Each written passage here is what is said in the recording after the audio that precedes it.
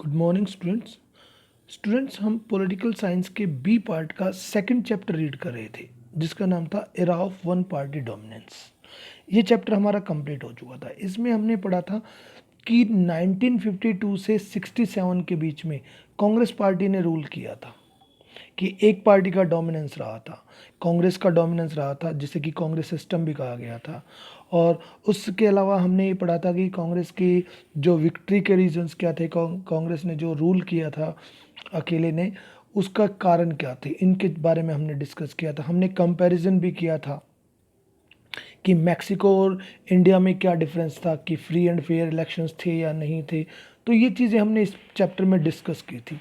आज हम इसके जो एनसीईआरटी क्वेश्चंस हैं उनके बारे में डिस्कस करेंगे कि एनसीईआरटी के क्वेश्चंस क्या हैं इसमें। देखिए फर्स्ट आइएगा, देखिए एनसीईआरटी का जो फर्स्ट क्वेश्चन आपको ये फिल इन द ब्लैंक्स बताए गए हैं। देखिए first fill in the blank क्या है कि the first general elections in 1952 involve simultaneous elections to the Lok Sabha. कि 1952 के जो जनरल इलेक्शंस हुए थे उनमें लोकसभा के इलेक्शन के साथ साथ और कौन से इलेक्शंस हुए थे।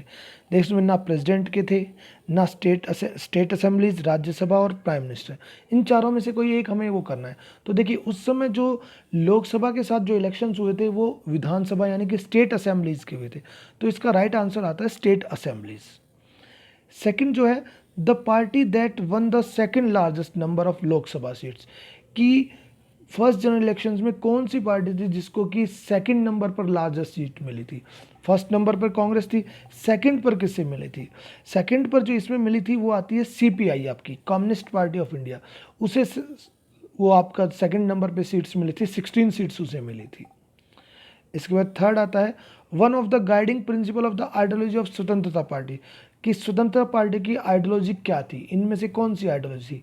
Working class interest, production of princely states, economy from the state control and autonomy of states within the union. इसमें आता है आपका economy free from state control, कि स्टेट कंट्रोल से इकोनॉमी को फ्री रखना, यानी कि फ्री इकोनॉमी के रिगार्डिंग, ये इसमें आता है।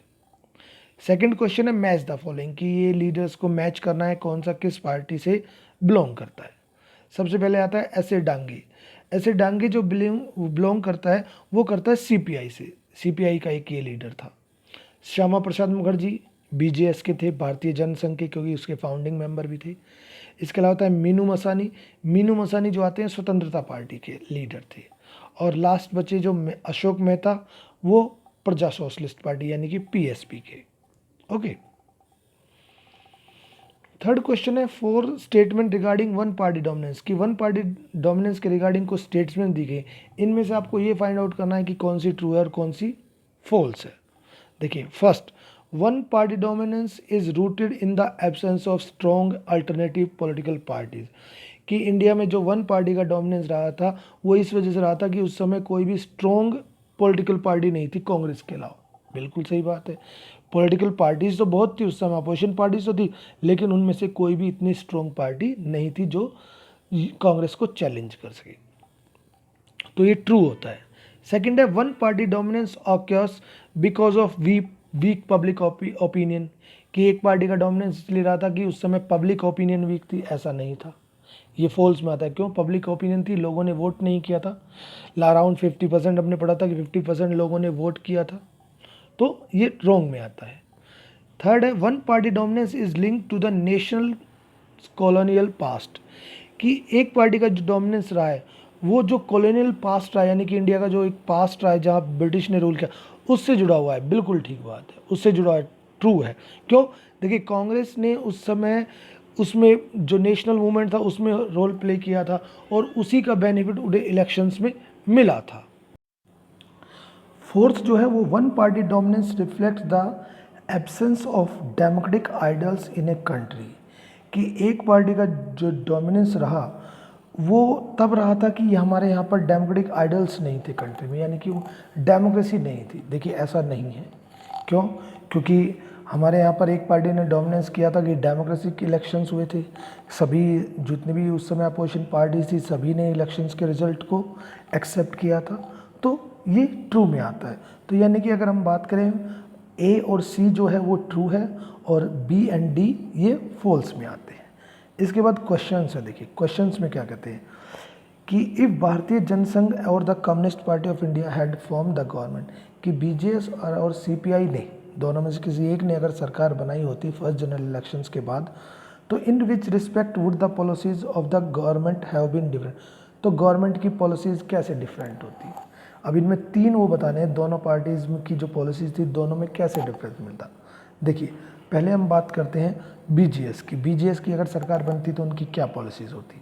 देखिए सबसे पहले इसमें अगर हम बात करें कि वो जो कांग्रेस ने सेकुलर कॉन्सेप्ट को अपनाया था, वो सेकुलर कॉन्सेप्ट को ख़त्म करते, कि वो सेकुलरिज्म को नहीं रखते, क्योंकि वो जनरली इस चीज़ में नहीं थे, इस चीज़ में बिलीव नहीं करते, तो वो सेकुलर जो कॉन्सेप्ट थी उसको रिप्लेस करते, फर्स्ट थिंग।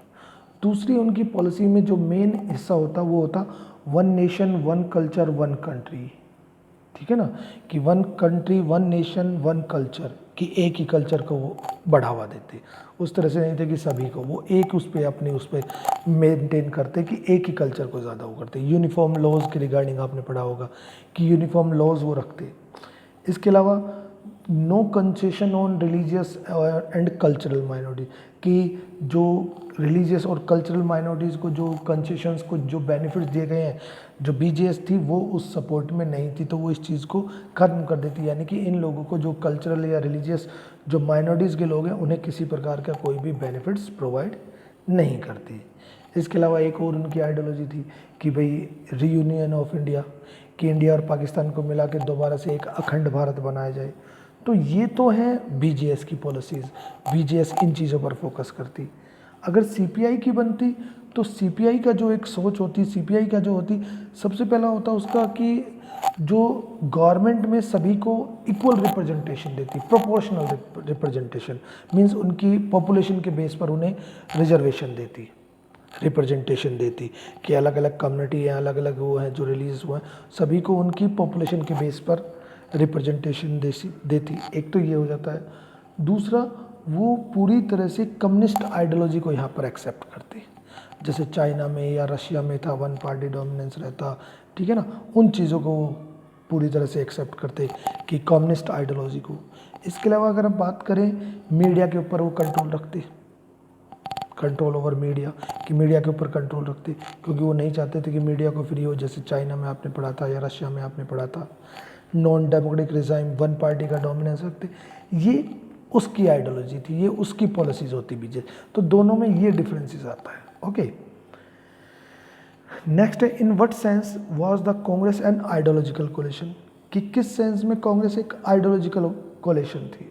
हमने पढ़ा है कि कांग्रेस में डिफरेंट आइडियोलॉजीज़ के लोग थे। डिफरेंट आइडियोलॉजीज़ की अगर हम बात करें, उसमें उस समय रेडिकल्स भी थे, कंजर्वेटिव्स भी थे, मॉडरेट्स भी थे, ठीक है ना, रिवॉल्यूशनरीज भी थे, पैसिफिस्ट भी थे, मीन्स सभी आइडियोलॉजी के लोग थे। अब नहीं पढ़ा है तो इस तरह से कांग्रेस एक आइडियोलॉजी, यानी कि सभी आइडियोलॉजी के लोग उस समय कांग्रेस में शामिल थे। Mention the various ideology currents present with in the Congress, Congress के अंदर अब उसमें कुछ वो पूछ रहा है, जैसे कि वो था आपका प्रजा सोशलिस्ट पार्टी, या इसके अलावा आप कह सकते हो जो एक और थी आपकी जो कांग्रेस से अलग हुई थी, ठीक है ना, ये पार्टी जो थी जो उस पार्टी के अंदर ही थी, कांग्रेस के अंदर ही थी, कांग्रेस के अंदर कांग्रेस से अलग होकर ही एक नई पार्टी बनी थी बाद में, कि कांग्रेस के साथ थी पहले ड्यूल सिटीजनशिप थी, अब उनको ड्यूल सिटीजनशिप को उन्होंने ख़त्म कर दिया कि एक जो मेंबर है वो दो पार्टीज़ की मेंबरशिप को नहीं रख सकता। सोशलिस्ट पार्टी थी, है ना, पहले वो कांग्रेस सोशलिस्ट पार्टी थी, तो उससे अलग होकर उन्होंने फिर एक सोशलिस्ट पार्टी को बनाया। तो ये आइडियोलॉजी उस समय उसमें आप कह सकते हो कि प्रेजेंट थी। इसके बाद नेक्स्ट क्वेश्चन था, did the prevalence of A one party dominant system affect adversely the democratic nature of Indian politics, कि इंडिया में वन पार्टी का सिस्टम रहा था डोमिनेंट, क्या उससे इंडिया पॉलिटिक्स की जो डेमोक्रेटिक नेचर है उस पर बुरा प्रभाव पड़ा। देखिए नहीं, हम इसका आंसर नहीं आएगा नो, कि एक पार्टी के डोमिनेंस से इंडिया में जो डेमोक्रेसी है उस पर किसी प्रकार का कोई भी नेगेटिव इम्पैक्ट नहीं आया था, कोई एडवर्स इम्पैक्ट अफेक्ट नहीं आया था। क्यों? क्योंकि देखो एक पार्टी ने डोमिनेंस किया, उसने डोमिनेंस किया किस बेसिस पे किया, उसने जो डोमिनेंस किया था वो फ्री एंड फेयर इलेक्शंस के बेस पर किया था, कि free and fair elections conduct कराए थे तब उसने जीती थी, एक चीज़। दूसरा उसे अम्ब्रेला ऑर्गेनाइजेशन थी, वो एक अम्ब्रेला ऑर्गेनाइजेशन का मीन्स डिफरेंट सोशल आइडियोलॉजी और जो सोशल ग्रुप्स हैं उनका एक कोलेशन था। इस चीज़ का कांग्रेस को बेनिफिट मिला था। फ्रीडम मूवमेंट में उनका रोल रहा था काफ़ी इम्पोर्टेंट, जिसकी वजह से कि कांग्रेस ने डोमिनेंस किया था। तो ये नहीं था कि कांग्रेस कोई गलत तरीक़ों से उस समय जीती थी। कांग्रेस ने उस समय जो उसके आप कह सकते हो वर्क्स थे, उनके बेसिस पर जो उनकी उस समय पहचान थी, उन बेसिस पर कांग्रेस ने जीत दर्ज की थी। तो उससे कांग्रेस के नेचर पे कोई इफेक्ट नहीं हुआ। कांग्रेस का अगर हम ये माने कि कांग्रेस ने उस समय गलत तरीक़ों का यूज़ किया, ऐसा नहीं है। कांग्रेस ने एक बार, आप देखिए, आप आगे पढ़ोगे कि 75 में उस समय कांग्रेस की सरकार थी, इंदिरा गांधी पीएम थी, उन्होंने इमरजेंसी लगाई थी। उन्होंने अपनी पावर्स का मिसयूज़ किया पावर को रिटेन करने के लिए, जिसके बाद क्या हुआ, अगले इलेक्शन में वो चुनाव हार गए थे। तो कोई नेगेटिव इम्पैक्ट, कोई एडवर्स इफेक्ट उस पर इंडिया डेमोक्रेटिक नेचर पर नहीं हुआ है। नेक्स्ट क्वेश्चन आता है, bring out 3 differences between socialist party and the communist party. कि सोशलिस्ट पार्टी और कम्युनिस्ट पार्टी में डिफरेंस बताना है एक तो। दूसरा वो कह रहे हैं कि बीजेएस और स्वतंत्रता पार्टी में डिफरेंसेस बताने हैं। तो पहले हम बात करते हैं सोशलिस्ट पार्टी और कम्युनिस्ट पार्टी के। देखिए, सोशलिस्ट पार्टी की अगर हम बात करें, पहले सोशलिस्ट पार्टी की बात करते हैं कि सोशलिस्ट पार्टी जो थी वो एक डेमोक्रेटिक सोशलिज्म को सेटअप करना चाहती थी, कि सोशलिज्म जहाँ पर सभी को इक्वल हो और इसके साथ साथ डेमोक्रेसी भी हो। ठीक है, कि डेमोक्रेटिक सोशलिज्म को वो सेटअप करना चाहती थी। दूसरा अगर हम बात करें इसका सोशलिस्ट पार्टी का, वो आता है कि वो उन्होंने जो कैपिटलिज्म था उसको अपोज किया, कैपिटलिज्म को अपोज किया था। जो फ्री इकोनॉमी थी उसको वो अपोज कर रहे थे कि नहीं होना चाहिए। ठीक है, हालांकि वो डेमोक्रेसी सेटअप करना चाहते थे, लेकिन फ्री मार्केट, फ्री इकोनॉमी के ऊपर वो नहीं एग्री कर रहे थे। ठीक है, थर्ड बात करें इगैलिटेरियन सोसाइटी की, इक्वल सोसाइटी, सभी को बराबर के अधिकार होने चाहिए। ठीक है, ये तो थी सोशलिस्ट पार्टी की। और आप इसमें आपको दे भी रखा है इन पार्टीज़ के बारे में, तो आप उनकी आइडियोलॉजी को पढ़ोगे तो अपने आप वो चीज़ें क्लियर हो जाती हैं। ओके, इसके बाद करते हैं हम सीपीआई की। सीपीआई की बात करें, वो कम्युनिज्म को सेटअप करना चाहती थी। कम्युनिज्म पूरी तरह से, जो कम्युनिस्ट आइडियोलॉजी थी उसको वो अपने यहाँ पर इंडिया में एस्टेब्लिश करना चाहती थी। दूसरा बात करें, वो सेकुलरिज्म को बढ़ाना चाहती थी। ठीक है, तीसरा अगर बात करो इसी के साथ साथ कि वो वन पार्टी डोमिनेंस में से एक डिक्टेटरशिप के रूप में काम करना चाहती थी, वन पार्टी सिस्टम होना चाहिए। उसकी तो सोच यही थी कम्युनिस्ट पार्टी की। ठीक है, इसके अलावा अगर बात करें कि वो सोसाइटी में चेंज लाना चाहते थे, ठीक है ना, लेकिन थ्रू वायलेंस, मीन्स वो पीसफुल मेथड्स नहीं, थ्रू वायलेंस वो सोसाइटी में चेंजेस वगैरह करना चाहते थे। तो ये तो एसपी और सीपी के बीच में डिफरेंस है। अब करते हैं बीजेएस और स्वतंत्रता। देखिए, बीजेएस और स्वतंत्रता की बात करें, दोनों की थोड़ी सी आइडियोलॉजी लगभग कॉमन आती है, लेकिन उसके बावजूद भी इनमें डिफरेंसेस हम बात करें। देखिए, पहले तो बात कर लो कि हमने बीजेएस के बारे में पहले भी पढ़ा है कि बीजेएस की आइडियोलॉजी थी one country, one nation, one culture. ठीक है, ये चीज़ हो गई एक तो उसके बारे में। ठीक है, इसके अलावा हम बात करते हैं reunion of India and Pakistan, कि भारत और पाकिस्तान को वो एक करना चाहते थे, ये उनकी आइडियोलॉजी में। तीसरा, न्यूक्लियर वेपन्स डेवलप करना चाहते थे, कि 1964 में जब चाइना ने न्यूक्लियर वेपन को डेवलप कर लिया था, तब बीजेएस ने भी यही कहा था कि इंडिया को भी न्यूक्लियर वेपन डेवलप करना चाहिए। तो ये उसकी आइडियोलॉजी। इसके अलावा हमने पढ़ा है कि नो रिलीजियस और जो कल्चरल माइनॉरिटीज़ के लोग हैं उन्हें किसी प्रकार का कोई भी कंसेशन वगैरह ना दिया जाए। तो ये तो हुई बीजेएस की। अब स्वतंत्रता पार्टी की बात करता हूँ। देखो, स्वतंत्रता पार्टी जो थी फ्री इकोनॉमी चाहती थी। फ्री इकोनॉमी यानी कि कैपिटलिज्म को ही चाहती थी, पूरी तरह से फ्री इकोनॉमी चाहती थी, एक चीज़। दूसरा, वो चाहते थे कि अमेरिका के साथ तो अपने रिलेशंस को मेंटेन किया जाए, और वो नाम के खिलाफ थे। नाम के खिलाफ इसलिए थे कि इंडिया की पॉलिसीज़ को लेकर वो था, ठीक है ना, कि आपने रशिया के साथ भी आपने अपने रिलेशंस बना रहे हैं और यूएसए के साथ भी, और एक तरफ आप नाम को फॉलो कर रहे हैं, तो उसके अगेंस्ट थे, नाम के अगेंस्ट। थर्ड, वो चाहते थे सेंट्रलाइज प्लानिंग, कि सभी पर, जो सेंट्रल गवर्नमेंट सबका सभी पर कंट्रोल होना चाहिए, सेंट्रलाइज प्लानिंग वो चाहते थे। इकोनॉमी फ्री चाहते थे, लेकिन प्लानिंग वो सेंट्रलाइज चाहते थे। ठीक है, तो ये उनके बीच में डिफरेंस आता है। इसके बाद है मैक्सिको और इंडिया में वन पार्टी डोमिनेंस रहा है कि मैक्सिको में भी रहा था पीआरआई का और इंडिया में भी रहा है कांग्रेस का। अब दोनों में डिफरेंस पूछ रहा है। देखिए, इंडिया में जो वन पार्टी का जो गवर्नमेंट रही वो रही थी एक डेमोक्रेटिक वे में, कि इंडिया में डेमोक्रेटिक तरीके से हुए थे, सारे इलेक्शंस हुए थे। एक पार्टी ने जो अपना डोमिनेंस किया था वो पब्लिक ओपिनियन के बेस पे किया था, उन्होंने कोई भी गलत तरीकों का यूज़ नहीं किया था इंडिया में।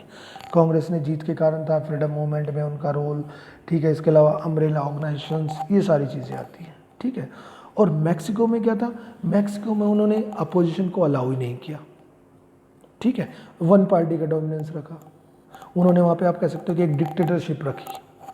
तो ये दोनों में डिफरेंस होता है कि यहाँ पर फ्री एंड फेयर इलेक्शंस थे, अपोजिशन पार्टी थी, डेमोक्रेटिक वे में इलेक्शंस हो रहे थे, तब एक पार्टी ने डोमिनेंस किया था, लेकिन वहाँ पर एक अकेली ही पार्टी रूल कर रही थी, दूसरों का अलाउ नहीं था। इसके बाद ये मैप दिया हुआ है, देखिए कि 2 states where Congress was not in power at some point, कि 1952 और 67 के बीच में कुछ स्टेट्स में 2 स्टेट्स बताने जहाँ पर कांग्रेस की सरकार नहीं थी, ठीक है। उनमें अगर हम बात करें, देखो साउथ में ही था, मेनली साउथर्न में, एक तो केरला, त्रावणकोर, कोचीन, और दूसरा मद्रास। इन दोनों में कांग्रेस की गवर्नमेंट स्टार्टिंग में थी, लेकिन कुछ समय के लिए बीच में नहीं रही थी। सेकंड में पूछ रहा है कि जहाँ पर कांग्रेस ने पावर को रिटेन किया, जहाँ पर कांग्रेस पावर में थी, अगर उसकी बात करते हो तो काफ़ी, क्योंकि मोस्टली स्टेट्स में थी, किसी भी स्टेट्स का आप नाम ले सकते हैं, जैसे आप कह सकते हैं पंजाब हो गया, यूपी हो गया, राजस्थान हो गया, वेस्ट बंगाल हो गया, यहाँ पर कांग्रेस ने पावर को मेंटेन किया था, ओके। इसके बाद ये एक पैसेज है, पैसेज जनरली देखा है, Patel the organisation man of the Congress wanted to purge the Congress of other political groups and sought to make of it a cohesive and discipline party. कि कांग्रेस के रिगार्डिंग ये बता रखे हैं कि कांग्रेस एक डिसिप्लिन पार्टी भी थी, लेकिन इसके साथ साथ कहीं ना कहीं किसी न किसी वेज में उसको हम एक डिसिप्लिन पार्टी नहीं भी कह सकते, ठीक है। तो जनरली कांग्रेस के रिगार्डिंग है इसमें। अब इसमें पहले कह रहा है कि why does the author think that Congress should not have been a cohesive and discipline party, कि ऑथर ने ऐसा क्यों सोचा है कि कांग्रेस एक डिसिप्लिन और कोहेसिव पार्टी नहीं थी। देखिए, अगर इसमें हम बात करें कि जो ये रजनी कोठारी जो इन्होंने किस बेस पर कहा है कि भाई कांग्रेस एक डिसिप्लिन पार्टी नहीं थी, देखिए उसमें जनरली ये था कि स्टार्टिंग में अगर हम बात करें, जिस समय कांग्रेस स्टार्ट, उस समय तो कांग्रेस ने सभी को बराबर का दर्जा दिया था अपनी उसके अंदर, पार्टी के अंदर। लेकिन कुछ समय के बाद, पावर में आने के बाद, इन्होंने क्या हुआ था कि राइटिस्ट फोर्सेस, जैसे आपने पढ़ा भी था कि उनको कुछ ज़्यादा पावर्स दे दी गई थी, ठीक है। यानी कि जो पावरफुल लोग थे उनके पास पावर्स ज़्यादा थी, और जो वीकर सेक्शंस के या जो थोड़ा सा इतने फेमस लीडर्स नहीं थे उनको पावर्स नहीं दी थी। तो इसलिए उन्होंने ये कहा था, और आपने देखा भी था कि पोजीशन को लेके उनके बीच में डिस्प्यूट्स होते थे कि एक को तो पोजीशन दे नहीं रखी है जो आप कह सकते हो एजुकेटेड व्यक्ति, और दूसरे को नहीं दे। तो इस बेस पर उन्होंने कहा है कि कांग्रेस एक वेल डिसिप्लिन्ड और कोहेसिव पार्टी नहीं थी। दूसरा कह रहे हैं give some examples of the eclectic role of the Congress party in the earlier, कि स्टार्टिंग में कांग्रेस का एक्लेक्टिक रोल मतलब उदार का मतलब यहाँ पर जहाँ पर सभी को उन्होंने वो दिया था।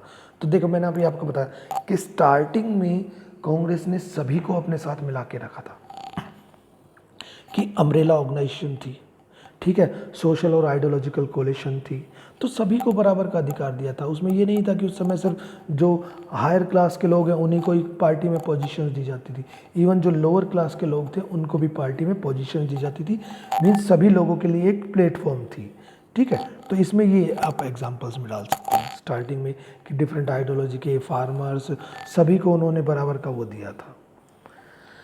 थर्ड है, Y does the author say that Gandhi's view about Congress future was romantic, कि ऑथर ने ऐसा क्यों कहा कि गांधी के व्यू में कांग्रेस का जो फ्यूचर था वो एक अच्छा था। कांग्रेस का फ्यूचर देखो अच्छा इसलिए आप कह सकते हो कि कांग्रेस ने देखो एक छत्र रूल किया, 52 से 67 तक कांग्रेस ने बिना किसी उसके रूल किया, कोई इसको चैलेंज करने वाला नहीं था, ठीक है।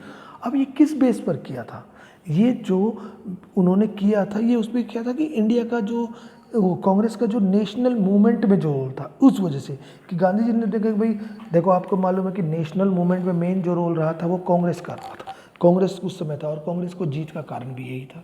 तो इस वजह से कांग्रेस का फ्यूचर उन्होंने, गांधी जी ने इसको एक रोमांटिक वो कहा था, ओके, तो ये हमारे एनसीईआरटी के क्वेश्चन थे जो हमने सॉल्व किए हैं।